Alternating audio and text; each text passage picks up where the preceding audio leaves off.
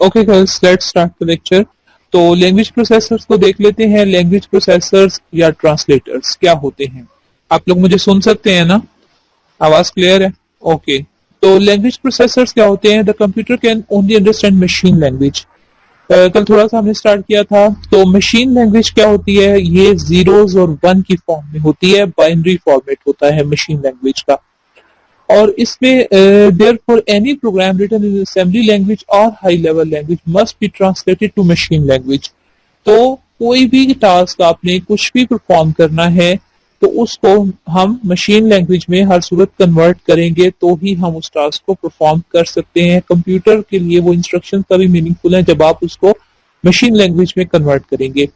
अब language processors क्या करते हैं? वो इसको हाई लेवल लैंग्वेजेस, यानी वो लैंग्वेजेस जो ह्यूमन बीइंग राइट कर सकते हैं, वो मैंने आपको क्लास में बताया था कि असेंबली लैंग्वेज होती है, या फिर हाई लेवल लैंग्वेजेस में 1500 से ज्यादा हमारे पास लैंग्वेजेस हैं जिनके अंदर हम अंडरस्टैंड कर सकते हैं, हम टाइप कर सकते हैं, हम राइट कर सकते हैं डिफरेंट टाइप की इंस्ट्रक्शंस, और जिस तरह की हमारी इंस्ट्रक्शंस होंगी उस तरह का हमारा जो है वो कंप्यूटर को जब हम वो इंस्ट्रक्शंस देंगे तो हमारा कंप्यूटर जो है वो अंडरस्टैंड करेगा। और जो जो टास्क हम उसको देंगे, लेट्स से हम कहते हैं कि कोई एडिशन परफॉर्म कर दो, कोई सब्ट्रैक्शन परफॉर्म कर दो, किसी भी नंबर का मल्टीप्लिकेशन टेबल प्रिंट कर दो और समथिंग लाइक दैट, तो वो इंस्ट्रक्शंस कंप्यूटर जो है वो उसी तरीके से एग्जैक्टली फॉलो करेगा, उसको अंडरस्टैंड करेगा, ट्रांसलेट करेगा और वो टास्क परफॉर्म करके हमें दे देगा। अब लैंग्वेज प्रोसेसर्स की डिफरेंट टाइप्स होती हैं। सबसे जो हमारे पास सिंपल है वो असेंबलर है। Assembler is the software that translate assembly language program into machine language. ये एक स्पेसिफिक आपके पास कह लें कि लैंग्वेज ट्रांसलेटर होता है जो असेंबली लैंग्वेज को मशीन लैंग्वेज में कन्वर्ट करता है। कुछ सिंबॉलिक कोड होते हैं जिनको हम निमोनिक्स कहते हैं। ये जो वर्ड है MNEMONICS, इसको आप, इसमें M साइलेंट है, आपने इसको निमोनिक्स पढ़ना है। तो ये निमोनिक्स क्या होते हैं? इनको ट्रांसलेट करना पड़ता है मशीन लैंग्वेज में। और उसके अलावा कुछ रजिस्टर्स के हम नाम प्रोवाइड कर देते हैं। जैसे मैंने आपको बताया था, कुछ असेंबली की एक इंस्ट्रक्शन मैंने आपको बताई थी कि जैसे मूव की इंस्ट्रक्शन है। अगर हम कहते हैं move, bit difficult to write like this, लेकिन फिर भी चले हम कर लेते हैं। हम कहते हैं मूव और उसके बाद ये मैंने ए लिखा है और कॉमा दिया है और मैं इसमें कहती हूँ 10। तो इसका मतलब है कि जो एक्यूमुलेटर रजिस्टर है उसके अंदर ये वैल्यू 10 जो है इसको मूव कर दे। अब ये वेरिएबल नेम नहीं है, ये एक्यूमुलेटर रजिस्टर है। तो अब देखें कि ये वाला पार्ट तो आपके पास जो है वो इसी तरह से हमने अगर ऐड की इंस्ट्रक्शन लिखनी है तो हम लिखेंगे ऐड ए कॉमा बी।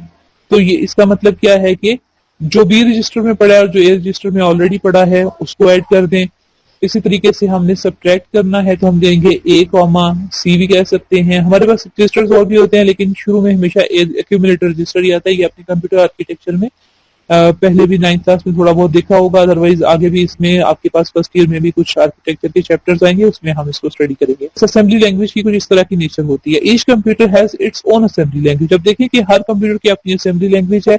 इससे क्या मुराद है कि अगर IBM के कंप्यूटर हैं तो सबकी एक असेंबली लैंग्वेज है, एप्पल के कंप्यूटर हैं तो उनकी एक असेंबली लैंग्वेज है। तो इस तरह से आपके पास जो है असेंबली लैंग्वेज में कंप्यूटर का आर्किटेक्चर जो है वो बहुत मैटर करता है। अच्छा जी, अब इसमें आप देखें कि नेक्स्ट हमारे पास है असेंबली के बारे में, असेंबलर के बारे में। अब आपको थोड़ा बहुत आइडिया हो गया कि असेंबली लैंग्वेज का प्रोग्राम अगर आपने ट्रांसलेट करना है तो उसके लिए आपको असेंबलर चाहिए। आप अपने कंप्यूटर पे असेंबलर जो है वो इंस्टॉल करेंगे, यानी वो सॉफ्टवेयर होगा, नेट से भी मिल जाता है और उसके अलावा आप एक दूसरे से भी ले सकते हैं और उसको आप इंस्टॉल करेंगे और असेंबली लैंग्वेज में प्रोग्राम राइट कर सकते हैं।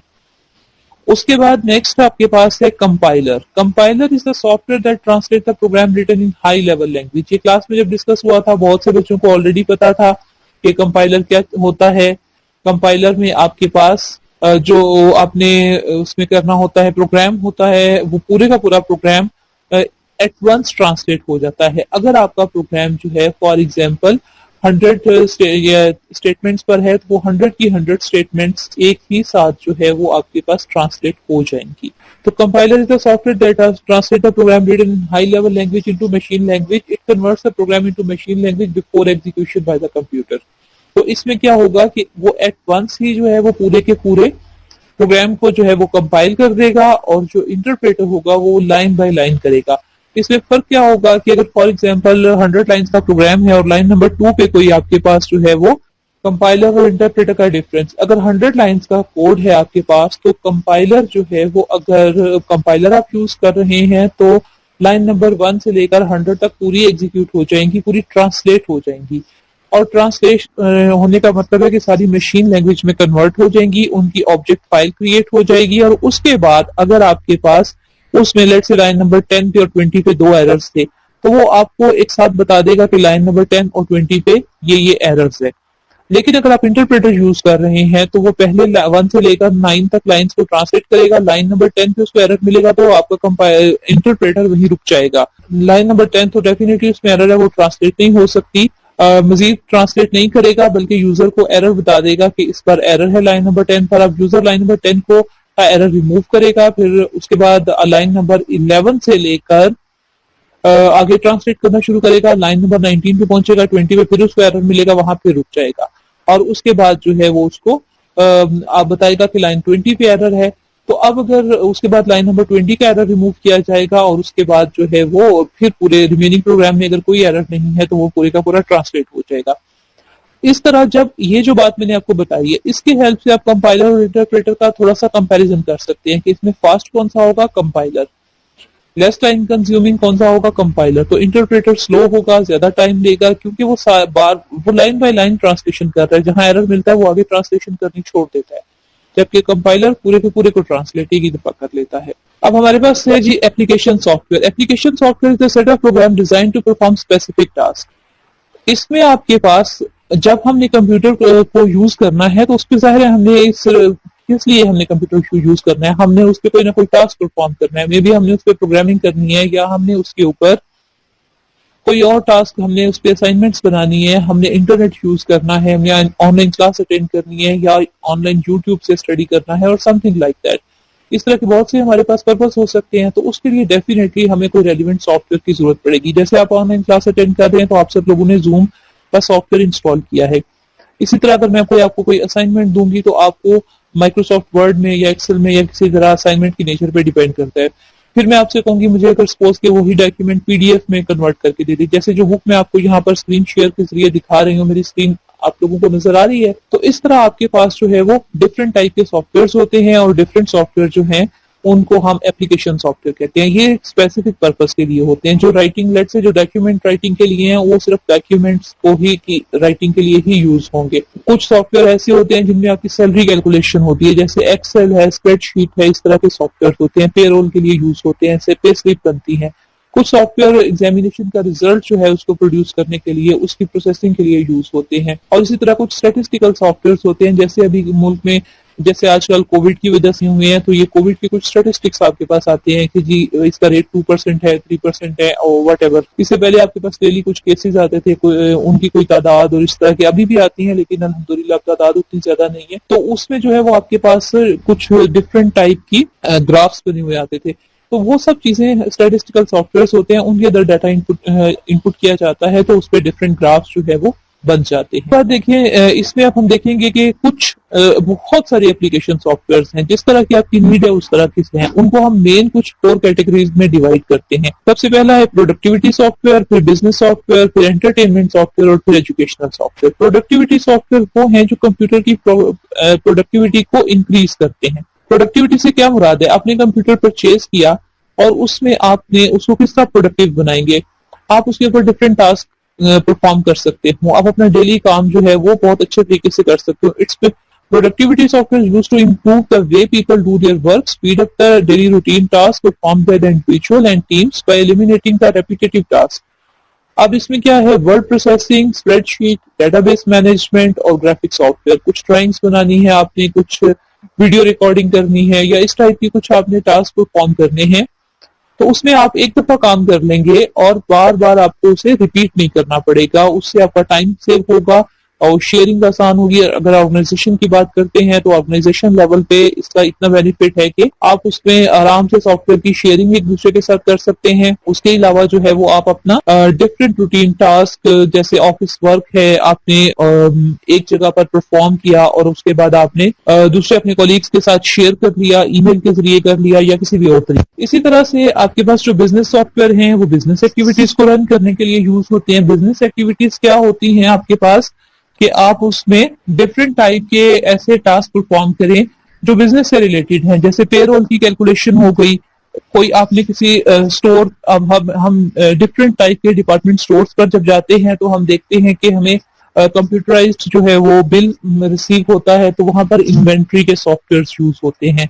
इन्वेंट्री एंड रिटेल सॉफ्टवेयर हैं ये। तो इस टाइप के सॉफ्टवेयर होते हैं जो बिजनेस पर्पस के लिए यूज होते हैं। और भी इसके अलावा आप देखें कि अगर आप फोटोग्राफर की शॉप पे जाते हैं फोटोग्राफ्स बनवाने के लिए, तो वहां पर भी आपके पास ग्राफिकल सॉफ्टवेयर हैं, वो भी बिजनेस में यूज हो रहे हैं। आप तस्वीरें जो है वो कंप्यूटर, पहले अगर आप पिक्चर वगैरह बनवाने चाहते थे तो मैनुअल जो आपके पास पिक्चर्स की डेवलपिंग एंड प्रिंटिंग होती थी, उससे बहुत टाइम लगता था। अब उसी टाइम पे पिक्चर बनती है, वो थोड़ा बहुत उसको कंप्यूटर के सॉफ्टवेयर में एडिट करते हैं और कंप्यूटर वाला ही अटैच होने वाला एक प्रिंटर होता है, और उस ग्राफिकल प्रिंटर में वो डिफरेंट टाइप का जो पेपर होता है फोटोग्राफ्स के लिए वो डालते हैं, और आपके पास जो है वो फोटोग्राफ उसी वक्त प्रिंट होके आ जाती है। तो इस तरह डिफरेंट टाइप के बिजनेस, जिस तरह बिजनेसेस को हम सारे के सारे बिजनेसेस को डिस्कस नहीं कर सकते, इस तरह हम उनके रिलेटेड सॉफ्टवेयर को भी सबको डिस्कस नहीं कर सकते। तो ये काफी डिफरेंट नेचर के सॉफ्टवेयर होते हैं। उसके बाद आपके पास है जी एंटरटेनमेंट सॉफ्टवेयर। एंटरटेनमेंट सॉफ्टवेयर में आमतौर पे वीडियो गेम्स आ जाती हैं, और उसके अलावा कुछ एंटरटेन मूवीज वगैरह आ जाती हैं, जैसे नेटफ्लिक्स। जिन बच्चों को, कुछ बच्चों को आइडिया होगा कि एक वेबसाइट होती है जिसपे डिफरेंट मूवीज हमारे पास अवेलेबल होती हैं, और वो मूवीज जो हैं हम उनको देख सकते हैं। उसकी कुछ मंथली हम फी पे करते हैं, और उसके बाद हम वो मूवीज जो है उनको आराम से देख सकते हैं। तो इस तरह का वो भी एक आप कह लें कि एंटरटेनमेंट सॉफ्टवेयर भी है और एंटरटेनमेंट सर्विस है, जिसको बेसिकली हम परचेज करते हैं। इस तरह वीडियो, आपके पास ऑडियो वीडियो प्लेयर, हम म्यूजिक वगैरह सुनते हैं। जब हमारे पास कंप्यूटर्स नहीं थे तो इन सब कामों के लिए हमारे पास अलग अलग डिवाइसेस थे। मूवीज देखने के लिए वीसीआर या डीवीडी प्लेयर्स यूज होते थे, ऑडियो के लिए कैसेट प्लेयर, म्यूजिक प्लेयर अलग से होते थे, और इसी तरीके से डिफरेंट एंटरटेन गेम्स के लिए आपके पास जो है प्ले स्टेशन होते थे। प्ले स्टेशन अभी भी होते हैं, बट वो भी अब किसी हद तक कंप्यूटराइज्ड हैं। तो ये सब चीजें जो है सॉफ्टवेयर की हेल्प से, ये सब चीजें आप कह लें कि कंप्यूटर के जरिए ये सब सर्विसेज दी जा सकती हैं। लास्ट कैटेगरी हमारे पास इसमें आ रही है educational software. The most important है educational software used for learning purpose.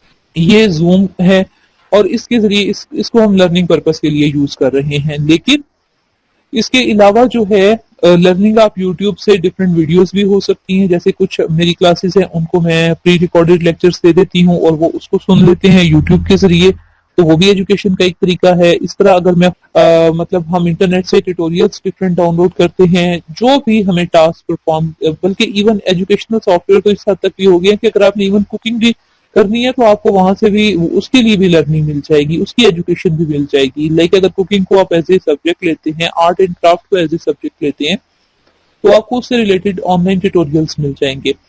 Solar system को समझना चाहते हैं, गाड़ी के इंजन की वर्किंग को समझना चाहते हैं, टाइपिंग सीखना चाहते हैं, कोई फॉरेन लैंग्वेज डिफरेंट, लेट से आप टर्किश सीखना चाह रहे हैं, अरेबिक सीखना चाह रहे हैं, इसी तरह से आप म्यूजिक में कुछ सीखना चाह रहे हैं, जो म्यूजिकल इंस्ट्रूमेंट को प्ले करना है, मैथमेटिक्स में कोई कॉन्सेप्ट समझना है, फिजिक्स केमिस्ट्री में, बायोलॉजी में, तो आपके पास जो है इन सब के ऑनलाइन रिसोर्सेज मौजूद होते हैं, और आप उन रिसोर्सेज की हेल्प से ये वाले तमाम टास्क जो हैं वो परफॉर्म कर सकते हैं, और आपकी लर्निंग हो सकती है।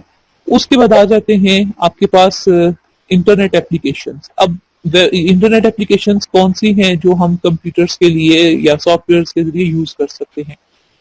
पहले आपके पास वेब एप्लीकेशंस हैं, फिर क्लाउड कंप्यूटिंग है, और उसके बाद सोशल मीडिया नेटवर्क एप्लीकेशंस हैं। वेब एप्लीकेशंस वो तमाम एप्लीकेशंस जिसमें आप किसी भी कंपनी के रिमोट सर्वर, किसी रिमोट कंप्यूटर के साथ कनेक्टेड हैं। फॉर एग्जांपल हम यहाँ से गूगल पे www.google.com पे जाते हैं, तो एक ये आप किस तरह से जाएंगे? आपके पास क्रोम होना चाहिए, या आपके पास इंटरनेट एक्सप्लोरर होना चाहिए, या फायरफॉक्स होना चाहिए, या सफारी होना चाहिए। ये जितने नाम मैंने लिए हैं ये सारे के सारे क्या हैं? ये वेब ब्राउजर्स हैं।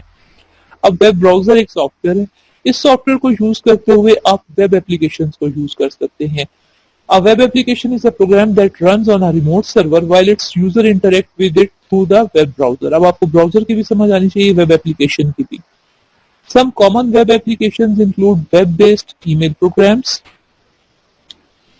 For example, जैसे Gmail है, आप लोगों ने Gmail की आईडीज क्रिएट की, तो आपको पता चला कि ये भी एक, अगर जीमेल या गूगल की कंपनी जो है वो आपको ईमेल की सर्विस प्रोवाइड ना करे, फ्री ऑफ कॉस्ट प्रोवाइड ना करे, तो आपको इस सर्विस से भी पैसे अदा करने पड़ सकते हैं। लेकिन ये फ्री ऑफ कॉस्ट सर्विस आपके पास अवेलेबल होती है। इसी तरीके से हॉटमेल की कुछ आपको नहीं, लेकिन मैंने अपनी दूसरी क्लास जो है एडीपी और बीएस वगैरह, उनको मैंने हॉटमेल की आईडीज भी क्रिएट करवाई हैं। हमने एक और सॉफ्टवेयर यूज करना था जिसके लिए हमें हॉटमेल की आईडीज की जरूरत थी। तो इस तरह डिफरेंट जो सर्विसेज हैं जिनकी लिए जो है वो हम यूज करते हैं डिफरेंट पर्पसेस के लिए। और वेब एप्लीकेशन में ऑनलाइन आप टिकट्स परचेज कर सकते हैं, बैंकिंग सर्विस, आपने बैंक में पैसे ट्रांसफर करने हैं वो कर सकते हैं। ऑनलाइन कोई ऑप्शन परफॉर्म हो रहा है, कहीं कोई चीज जो है वो सेल हो रही है, ऑप्शन आपको पता होगा जैसे मैनुअल होता है कि वेजिटेबल्स वगैरह फ्रूट मंडी मार्केट में अगर आपका गुजर हो तो आप देखें कि अर्ली मॉर्निंग या लेट नाइट वहां पर वो डिफरेंट प्राइसेस उसकी बताई जाती हैं, और जो लोग जो है वो उसको मैक्सिमम प्राइस जो है वो अदा करके उसको खरीद लेते हैं।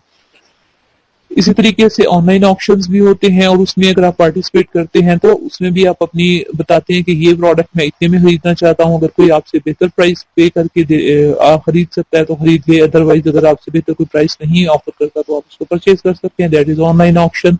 इसमें जो पेमेंट होती है वो आपकी ऑनलाइन ही होगी, क्रेडिट कार्ड के जरिए, कोई भी यानी क्रेडिट कार्ड या डेबिट कार्ड किसी भी सर्विस से आप इसकी पेमेंट कर सकते हैं। और उसके अलावा जैसे आपके पास है दराज.pk, इस तरह की एक आपके पास कुछ वेबसाइट्स हैं जहां से आप ऑनलाइन चीजें परचेज कर सकते हैं। और भी ये कोविड के दौरान तो पाकिस्तान में भी ऑनलाइन जो है वो शॉपिंग उसका काफी ज्यादा ट्रेंड बढ़ गया था। उसकी रीजन यही थी कि ये सेफ थी, और उसमें फिर पाकिस्तान में काफी इस चीज में अगर कह लें कि अगर किसी भी चीज के अच्छे और बुरे असरात होते हैं तो कोविड के कुछ पॉजिटिव साइड इफेक्ट्स ये थे कि हम कंप्यूटर्स जो है इस टेक्नोलॉजी के ज्यादा करीब हो गए। वो लोग जो पहले नहीं यूज करते थे वो भी यूज करने लग गए, ऑनलाइन क्लासेस के लिहाज से, ऑनलाइन शॉपिंग के लिहाज से। तो ये सारी वेब एप्लीकेशन है आपके पास। उसके बाद इसी में इंस्टेंट मैसेजिंग सर्विस भी मौजूद है कि आप जैसे इंस्टेंटली, मैं आपको अभी जैसे ये जूम पर भी कोई मैसेज करूंगी तो हम एक दूसरे से कम्युनिकेट कर सकते हैं। कंप्यूटिंग आपके पास है। Cloud application is a program that support cloud computing. Cloud application is, ये हम डिस्कस कर चुके हुए हैं क्लाउड कंप्यूटिंग काफी डिटेल से कि ये क्या होती है। तो क्लाउड एप्लीकेशन प्रोग्राम भी, फिर जब हमने क्लाउड कंप्यूटिंग यूज करनी है तो फिर उसके लिए हमें उसके स्पेसिफिक एप्लीकेशन प्रोग्राम्स भी यूज करने होंगे जिनकी हेल्प से हम क्लाउड एप्लीकेशंस को रन कर सकते हैं। Is entirely stored on the remote server and is delivered over the internet through a web browser. Users of cloud application need a computer with high speed internet connection। ये भी discuss हुआ था जब मैंने आपको क्लाउड कंप्यूटिंग का topic पढ़ाया था कि इसमें सबसे इंपॉर्टेंट जो फैक्टर है वो हमारे इंटरनेट कनेक्शन की स्पीड बहुत अच्छी होनी चाहिए, क्योंकि आप किसी और कंप्यूटर के रिसोर्सेज यूज कर रहे हैं और वो कंप्यूटर जिसके रिसोर्सेज आपके कंप्यूटर से कहीं ज्यादा बेहतर हैं, उसका सीपीयू की स्पीड बहुत अच्छी है, उसकी ग्राफिक्स की जो है वो कैपेबिलिटी बहुत ज्यादा अच्छी है। तो अगर आपका इंटरनेट सर्विस अच्छी नहीं होगी तो वो आप उसकी अच्छी सर्विस जो है उसको उससे उतना ज्यादा फायदा नहीं उठा सकेंगे। नेक्स्ट पे आ जाते हैं सोशल मीडिया नेटवर्क एप्लीकेशंस। तो सोशल मीडिया एप्लीकेशंस भी अब आप लोग काफी सारे बच्चे जो हैं वो फेमिलियर हैं, बहुत से बच्चों के फेसबुक अकाउंट्स भी यकीनन होंगे, और अगर कुछ के नहीं है तो आहिस्ता आहिस्ता जब उनको अवेयरनेस आएगी तो वो भी शायद क्रिएट कर लेंगे। तो social media internet based communication system में हमारे पास क्या होता है, इसमें आपके पास जो है social media is an internet based communication system that allows the creation and exchange of information, ideas, common interest and other forms of expressions. तो सोशल मीडिया पे आप देखें कि जैसे आजकल हमारी गवर्नमेंट भी और मीडिया भी हर कोई कहता है जी आजकल तो सिर्फ सोशल मीडिया का दौर है, तो कोई भी काम होता है तो वो फौरी तौर पे सोशल मीडिया में आ जाता है। सोशल मीडिया क्या चीज है, चंद एक कंप्यूटर की इंटरनेट या वेब बेस्ड एप्लीकेशंस हैं, नेटवर्क एप्लीकेशंस हैं, उनके ऊपर आप जाके अपना अकाउंट क्रिएट करते हैं।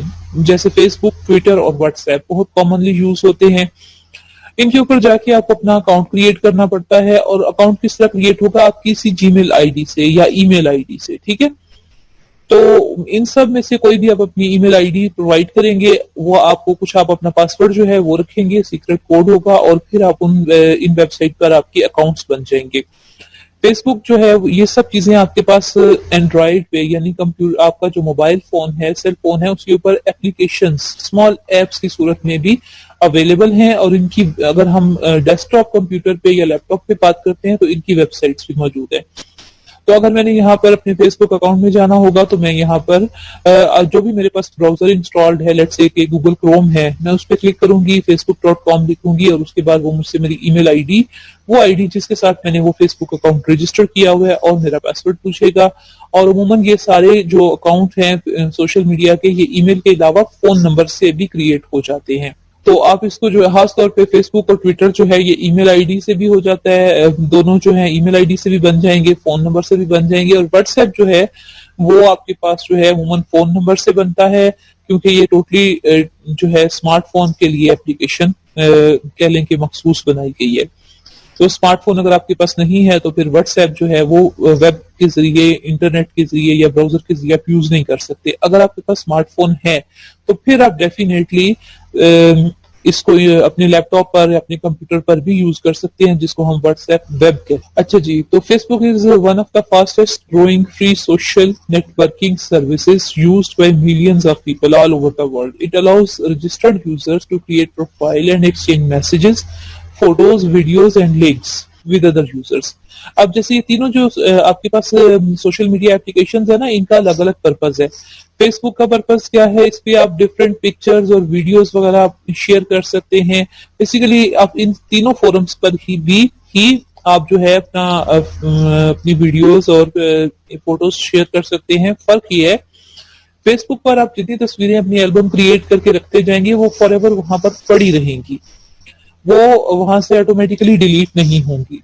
और ट्विटर पे थोड़ी सी रिस्ट्रिक्शन लगाई थी कि उस पे कुछ देर के बाद वो ट्वीट्स जो होती थी वो आम लोगों के लिए अवेलेबल नहीं हो सकती थी। और इसी तरह व्हाट्सएप जो होता है इसका बैकअप बनता जाता है ऑटोमेटिकली, तो इससे भी चीजें डिलीट नहीं होती। लेकिन फिर हमारे स्मार्टफोन्स की इतनी मेमोरी और कैपेबिलिटी नहीं रहती कि व्हाट्सएप से चीजें हमें खुद डिलीट करनी पड़ जाती हैं। तो फर्क क्या हुआ कि फेसबुक से क्यों नहीं डिलीट करनी पड़ती, क्योंकि जो डाटा स्टोर्ड है वो हमारे डिवाइसेस पर स्टोर नहीं है, वो फेसबुक कंपनी है उनके कंप्यूटर्स पर स्टोर्ड है, और उन कंप्यूटर्स के पास अनलिमिटेड मेमोरी है। उनके कंप्यूटर्स की मेमोरी खत्म होती है तो वो न्यू कंप्यूटर्स और उसके अंदर ऐड ऑन कर लेते हैं। लेकिन ये जो दूसरे व्हाट्सएप वगैरह है ये टोटली एक आप कह लें कि इसकी सारी इंफॉर्मेशन अमूमन मैक्सिमम 99% हमारे अपने फोन की मेमोरी की स्टोरेज को यूज कर रही होती है। हमारे रिसोर्सेज लिमिटेड होते हैं, तो हमें कुछ अरसे के बाद इसको या तो डिलीट करना पड़ता है या फिर पूरी ऐप को ही रीसेट करना पड़ जाता है, या फिर एटलीस्ट इसके अंदर जो कन्वर्सेशंस हैं उनको हमें डिलीट करना पड़ता है। अच्छा जी, ये फेसबुक हमने कर लिया। उसके बाद Twitter is an online news and social networking service which allows the subscriber to broadcast short messages to other subscribers of the service. तो जिन जिन लोगों के ट्विटर्स के ऊपर अकाउंट हैं वो एक दूसरे के साथ कम्युनिकेट कर सकते हैं। जो शॉर्ट मैसेज होता है उसको ट्वीट कहते हैं। आपने बचपन में पढ़ा होगा कि बर्ड की जो साउंड है उसको भी ट्वीट कहते हैं। और इसमें रिस्ट्रिक्शन है कि एक ट्वीट जो है 140 कैरेक्टर से ज्यादा की नहीं हो सकती, और ये भी फ्री ऑफ कॉस्ट सर्विस है। और ये ईमेल वगैरह से डिफरेंट है, क्योंकि इसमें जो भी आप लिखेंगे वो सब लोगों को, वो डिफरेंट लोग देख सकते हैं, चाहे वो आपके फ्रेंड्स हैं नहीं फ्रेंड्स हैं। इस तरह से डिफरेंट लोग जो हैं वो ट्विटर पर आपको फॉलो करते हैं, या हम डिफरेंट लोगों को फॉलो करते हैं। जैसे इधर हम लोग जो है अमूमन इस्लामाबाद में जैसे रहते हैं तो यहाँ पर डिप्टी कमिश्नर का एक ट्विटर अकाउंट है। अगर हम उसको फॉलो कर लेते हैं तो इस्लामाबाद में होने वाली हर एक्टिविटी जो कि डिप्टी कमिश्नर साहब परफॉर्म कर रहे हैं वो इमीडिएटली ट्वीट की सूरत में हम तक पहुंच जाती है।